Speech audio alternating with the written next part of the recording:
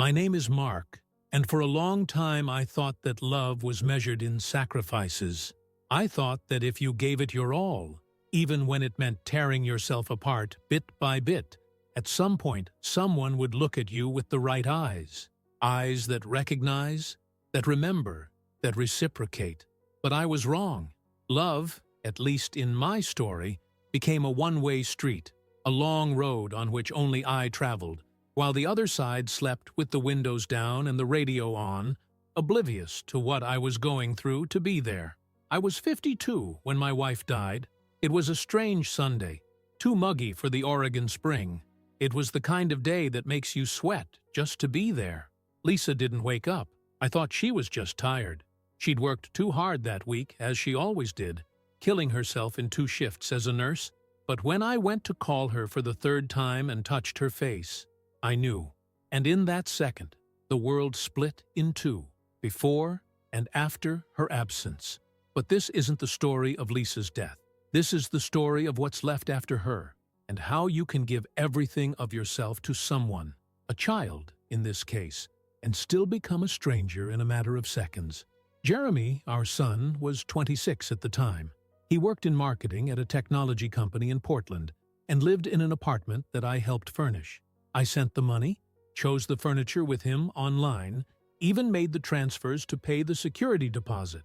And 6 years ago, when he passed the internship that got him to where he is today, I bought him a car, a Kettozer Tyzenkilenk Toyota Corolla, silver, automatic, with leather seats and a reversing camera. He cried when I handed over the keys. He hugged me like I was a child again. "Dad, you didn't have to," he said. And I replied as I always do when I love too much. I wanted to. Perhaps that was my biggest mistake. Wanting too much. Giving too much. Always thinking that it would be remembered with gratitude, or at least with tenderness.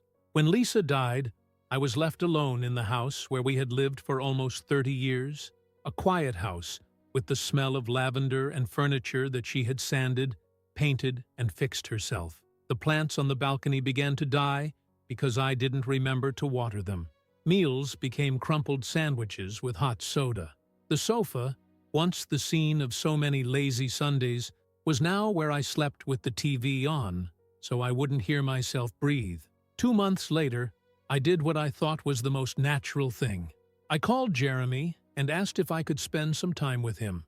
I didn't ask to live there, just stay for a few months, get back on my feet, sell the house maybe, think about life without Lisa, to feel less afraid of not hearing any more familiar voices. He picked up on the second call. His voice was no longer the same as it had been in college, when he'd call me to tell me he'd passed an exam or needed advice on rent. It had become impersonal, almost professional. "Speak up, Dad." I explained everything. I talked about the bad nights, the loss of appetite, the lack of sense in living in a place where every corner reminded me of her. And then I asked. I didn't beg, I just asked, with all the dignity I still had. "Do you think I could stay with you for a while?" The silence on the other side lasted long seconds. Then he laughed, but it wasn't a laugh of relief. It was something between sarcasm and discomfort. "Dad, this isn't a hotel." That was it. 5 words, fragile and sharp, and they cut me deeper than any illness, loss, or abandonment I've ever faced. At the time, I didn't know what to say. I just stood there, with the phone still pressed to my ear, listening to him say a few more empty sentences. "I'm in a very busy routine.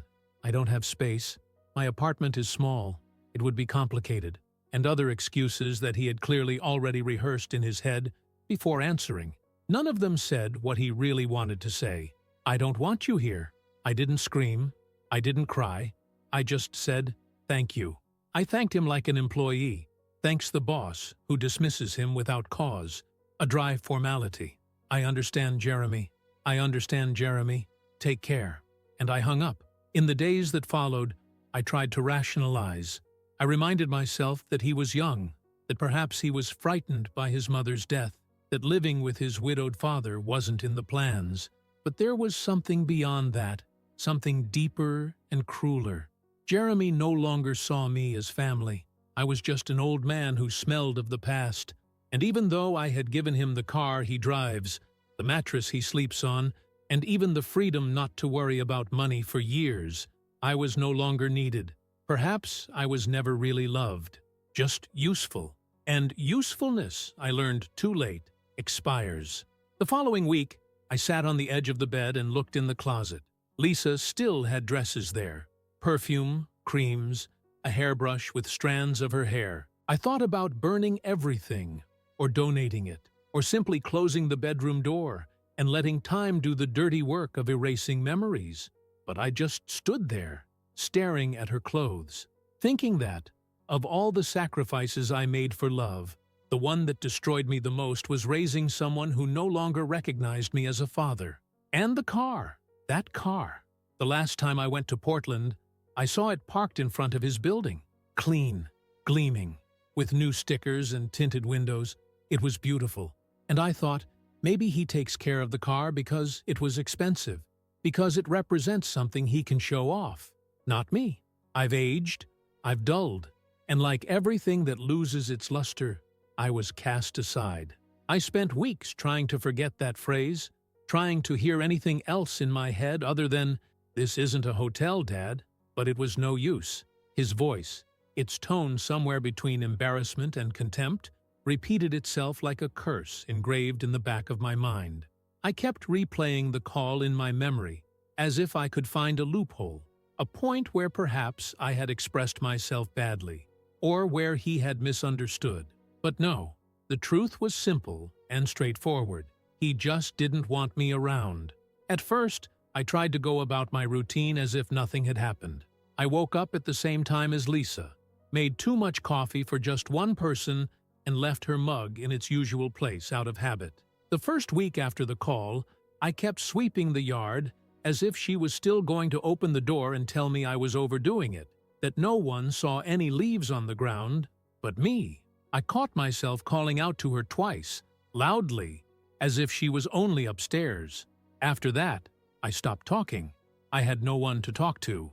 The neighbors came to pay their respects, of course. "If you need anything, we're here." But it was word of mouth. I knew that.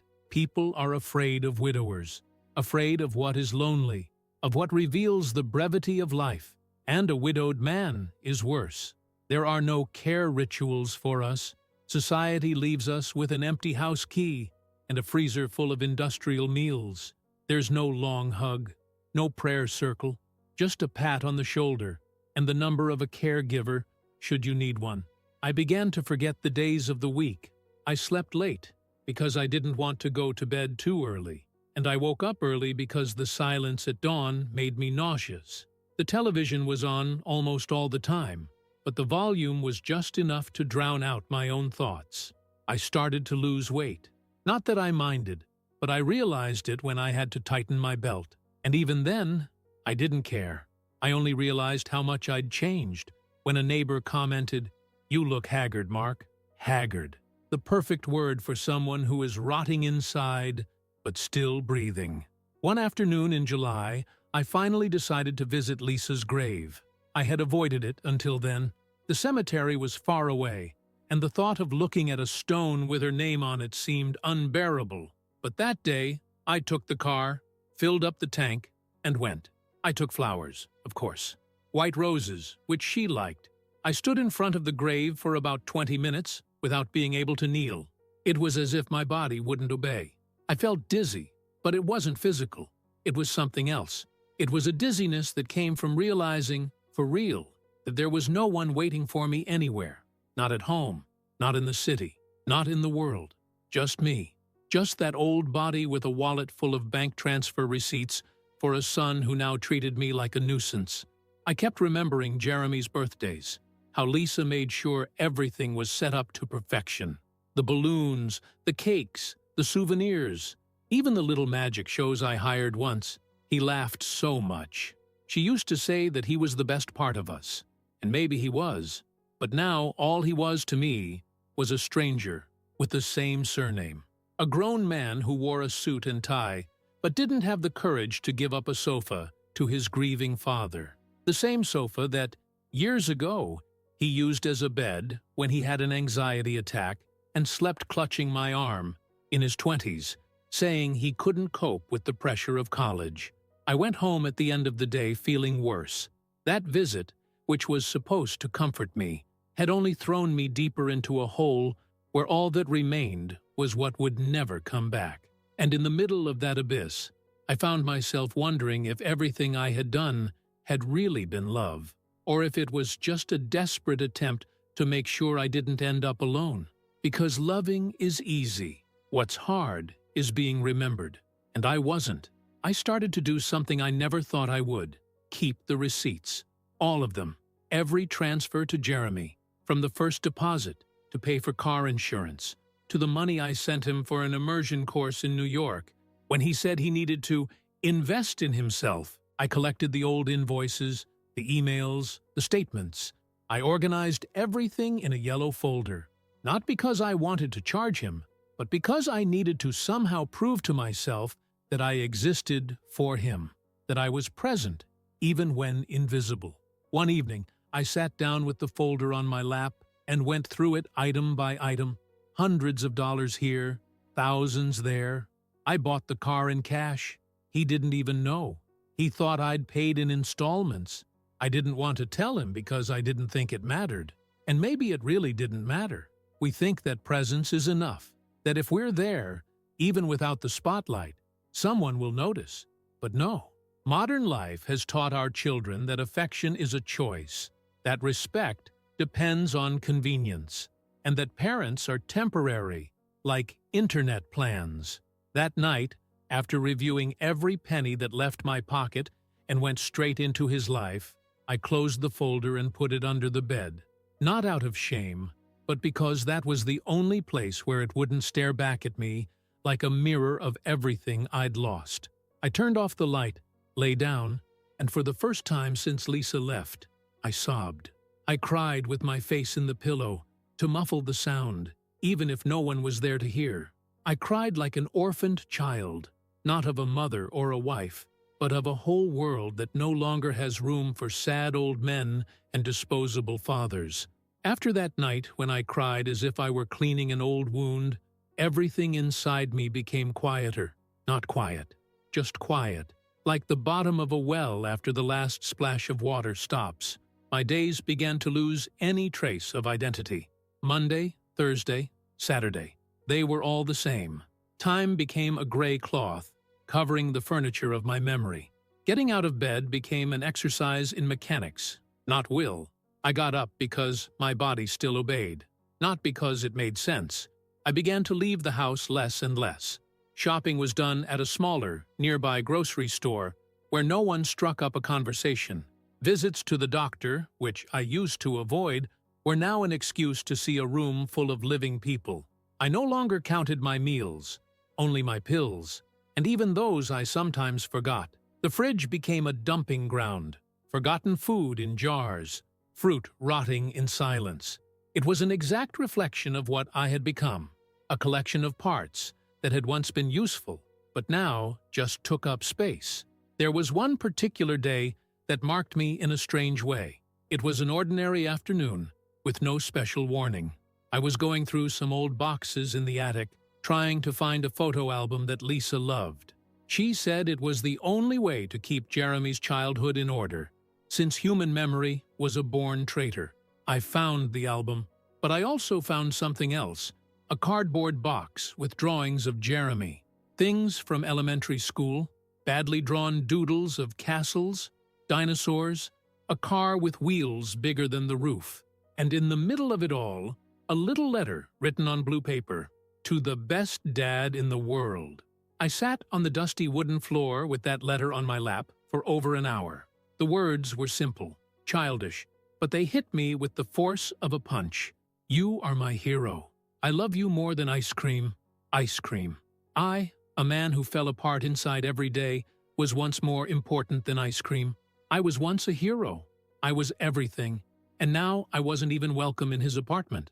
Something in me broke there, between those faded drawings and the crooked handwriting of a child who disappeared with time. And the worst thing was that I still loved that boy, even though I knew he had turned into someone who perhaps didn't even recognize me in the mirror of his own story. I kept the letter with me. I put it in my wallet, not because I thought he would ever ask for it, but because it was the last physical reminder of when he saw me as someone. Since that day, I've carried it around in my pocket like a broken talisman, an anchor that, instead of keeping me steady, only reminded me that the boat had already sailed and left me at the dock. One Sunday, I tried to call again. The automated voice on the voicemail was more polite than the son himself. "Jeremy, it's me, your father. I'm just calling to make sure you're okay." I paused, as if expecting him to answer in the middle of the recording. "I'm here, that's all." And I hung up, 11 seconds of trying, and no answer. Over the next few days, I began to wonder if I should sell the house. It was too big for one man, and every corner reminded me of something I could no longer touch. The kitchen, where Lisa laughed cutting onions, even though her eyes were burning. The hallway where Jeremy ran barefoot with a toy saber. The guest room where my sister stayed for 3 months after the divorce. Everything became the setting for a movie that was no longer playing, just the ambient sound of absence. I went to talk to a realtor. He came over, took pictures, asked questions, and one of them took me by surprise. "Where are you moving to, Mark?" I froze. I had no idea. I'd never imagined an after. I always thought that my after would be with Lisa, growing old together, perhaps living near Jeremy, helping to look after the grandchildren who never came. But the after came, and it was just me, an empty chair on the balcony, and the sound of the heater. I couldn't give the realtor an answer. He smiled politely and said we could talk later. And when he left, I found myself standing in the middle of the living room, phone in hand, Jeremy's number typed on the screen, but without the courage to press call. The reality was that I was afraid. Afraid of humiliating myself once again. Afraid of confirming that he really had erased me from his life with the same coldness with which you uninstall an old app from your phone. Without weight. No guilt. Just one click, and that was it.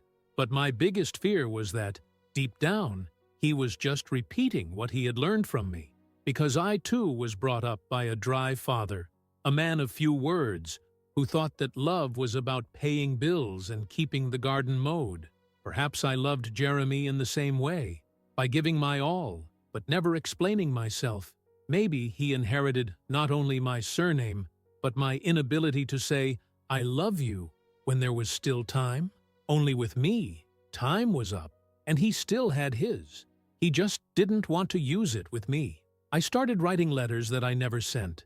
It was the only way I could talk to him without expecting a reply. The first one was 5 pages long. I told him about the pain, the house, Lisa's absence, the emptiness that remained. I apologized for anything I'd done without realizing it, and I ended with a short, painful sentence. "You're still the best part of me." I folded it up, put it in an envelope, wrote his name in my shaky handwriting, and put it in the desk drawer. Along with it came others, all without destination, because deep down I knew it wasn't a lack of address. It was a lack of space in his heart. By then, even the silence had become a routine in the house. It was as if it spread through the furniture, the cutlery in the drawers, the dust accumulating on the skirting boards. Everything seemed to conspire to make me invisible, even to myself. There were days when I found myself staring at the mirror for far too long, trying to remember if that man with the scraggly beard, deep-set eyes, and trembling hands was really the same one who once carried a little boy on his shoulders as he ran across a baseball field in the summer. I began to avoid the mirror, not because I was ashamed of my age, but because I no longer saw any point in reflecting something that no one else was looking at. At some point, I started writing a will.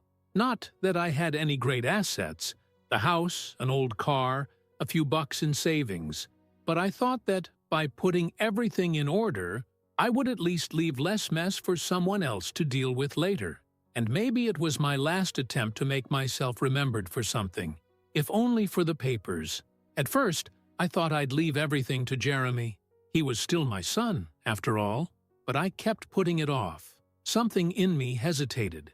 as if a very old, very small part of me was whispering, "He won't want anything from you." It was on a gray Wednesday, with almost no wind, that a letter arrived in the mail. Handwritten address, unknown handwriting. I thought it was a mistake, but I was right. My full name, all there. I opened it carefully, as if it were something alive. It was from Lisa's sister, Diane. We hadn't spoken in years. The letter began with a strange greeting. "Hi, Mark. I know you weren't expecting to hear from me, but I thought I'd write." She said she had seen Jeremy in a cafe in Portland. She said he seemed fine, but distant. She commented that she had tried to talk to him, but that he had replied in short sentences, without asking for anyone. He seemed angry about something no one had done, she wrote. She added, "I tried to tell him that you deserved a visit, that the house was too empty. But all he said was, 'My father always knew how to handle himself.' That sentence stuck in my throat for hours. He's always been able to cope on his own, as if I were a cold entity, programmed to resist everything. And maybe that was the mistake, teaching my son that I could handle anything, that the world could hit me, and I'd still be standing there, smiling, with a joke ready. I asked myself, how many times did I keep quiet when I should have shown pain? How many times had I been too strong when he needed to see my fragility? The letter ended with a curious observation. Diane said that, at the end of the conversation, Jeremy looked at his cell phone and muttered, "I should have sold that car when I had the chance," as if even that, the gift that I thought sealed our bond, had become a burden to him. I folded the letter carefully. I put it away with the others I didn't send. I didn't cry. I didn't shout. I just sat there in the kitchen chair, staring at nothing, as if it were a more honest mirror than the one in the bathroom. The following week, the realtor called me again. He said he had an interested buyer, a young couple with a baby on the way. They wanted to visit on Saturday. I said yes, without giving it much thought. And when I hung up, I walked around the house as if saying goodbye to it little by little. I touched the walls, stroked the back of the sofa, leaned my forehead against the door of the room where Jeremy slept when he was little. I saw the stain on the hallway wall, the result of a toy car thrown too hard. Lisa wanted to paint over it at the time, but I told her not to. It was a memory. Now, it's just a stain, like everything else. The couple arrived on Saturday morning. Young, smiling, full of plans. They talked about turning the office into a children's room, about knocking down a wall and opening up the kitchen. I smiled and agreed with everything, but all I saw inside was destruction. Each of their plans was a small death, and yet I knew it was the right thing to do. That house needed to be someone's home again. With me, it was just a museum of absence. After they left, the realtor took me aside. He said it was a good offer, above average even. Then he asked again, "Where are you going?" I replied that I didn't know yet, but I was ready. For the first time in months, I said that, and it didn't sound false. I started packing little by little. I didn't have much to take. I left most of the furniture, sold some appliances, and donated clothes. What was left over fit into 5 medium-sized boxes. In one of them, I put the yellow folder with all the receipts, Diane's letter, the letters I wrote to Jeremy, and the blue letter from the hero more important than ice cream. I decided to rent a small room in a neighboring town. I didn't want to go far. Part of me was still hoping for a miracle, maybe a message, a visit, a sign, but I knew it wouldn't come. And yet I kept my phone charged, not out of hope, but out of stubbornness. On the last night in the house, I sat on the balcony with a bottle of cheap wine and looked up at the cloudy sky. I asked for nothing. I didn't wish for anything. I just stood there, feeling the weight of every decision that had brought me to this point. I thought about Lisa. I thought about Jeremy.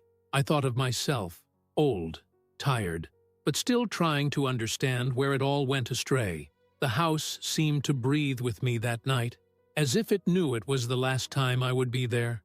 I felt a kind of peace that doesn't ease. It only accepts.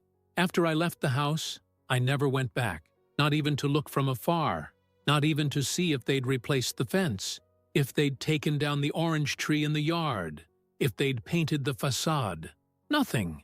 It didn't belong to me anymore. Not the ground, not the air. And not because I had sold it, but because that place had denied me as a resident for a long time. When you spend too much time waiting for someone to notice you in your own home, one day it becomes just a building with walls and doors. And when I sold it, I realized that I wasn't giving away a home. I was giving back a space that no longer recognized me. I went to live in a small room in a house rented by a lady called Marlene, 72 years old, widowed, diabetic, with a beautiful laugh and an annoying habit of talking to birds. She said they talked back. I didn't doubt it. In that place, anyone who paid attention to you was a miracle. The room was simple: a single bed, a chest of drawers, a window that creaked when the wind changed direction. I didn't need more. Everything I needed I'd already tried to take with me once, and lost. The first week was strange.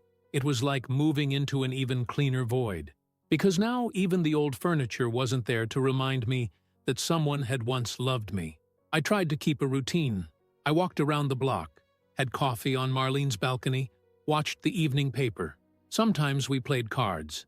She asked me simple questions. If I had children, if I'd ever been happily married, if I believed in God, I answered the basics.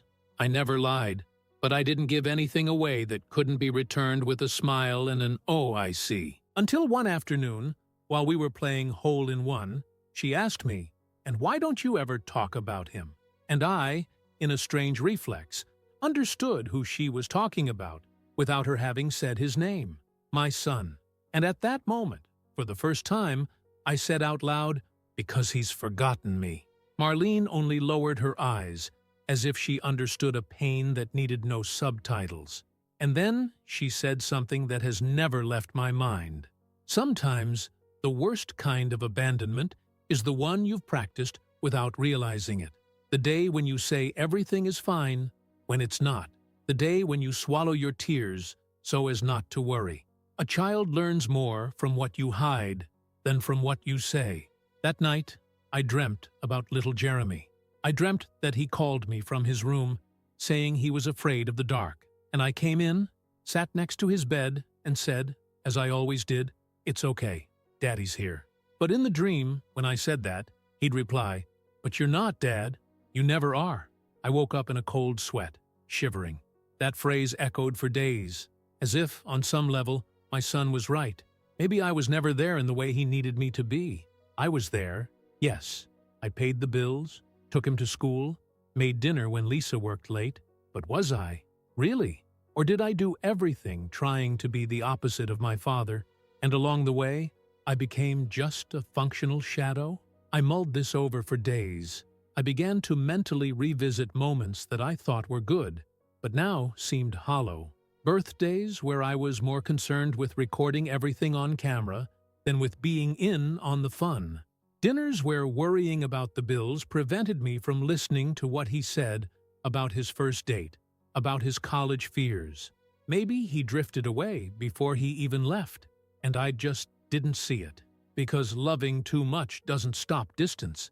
Sometimes it speeds it up. A month after the move, I received an email. It was from Jeremy. Subject, about the sale of the house. My heart raced. For a second, I thought it was the moment, the approach, the visit that never came. But the content was direct, cold. He wanted to know if I'd kept any old documents, from my car insurance, from university. He said he needed the papers to close a file. No, "How are you?" No question about where I was living now. It was an invoice disguised as a message. I replied in the same tone. Objective, polite. I told them where the papers were, wished them luck, and I closed. I didn't ask anything. I didn't offer to meet. I didn't open any doors. Because I learned, the hard way, that when you open the door too wide for someone who denies you, you end up having to climb out of the window to maintain your dignity. And I no longer had any room for emptying. Marlene saw my face after reading the message. "Did you hear from him?" she asked. I just shook my head, emotionless. There was, but he didn't come. She understood. Like someone who has received too many letters from people who only remember you exist when they need something. She offered me tea. I accepted. Over the next few days, I started writing less. The letters that used to be part of my nightly ritual faded away. Not because I was over it, but because I realized that the Jeremy I was writing to no longer existed. I was writing to the boy with the blue letter. But the man who now signed his emails with "Sincerely Jeremy Thomas" no longer read anything with his heart. And then, one cold December morning, while having coffee on the balcony with Marlene, I saw something happen to me that I never thought would happen. I felt light, not happy, but as if the weight had finally understood that there was no point in squeezing it anymore. As if something in me had given up fighting abandonment and started to get used to the space it left behind. Not an emptiness, a space. Because emptiness hurts. Space accommodates. You can breathe in it. That morning, Marlene gave me a present. A simple wooden frame with a small space for a photo. Inside, she put a sheet of paper with something handwritten, "You matter, even if they don't tell you." I smiled. I thanked her. I hung it next to the bed. And that's when I realized I didn't need to be remembered by everyone. I just needed to stop forgetting myself. How many times have you swallowed abandonment disguised as independence, just so you wouldn't bother anyone? Let me know in the comments. And if you liked this video, don't forget to like it.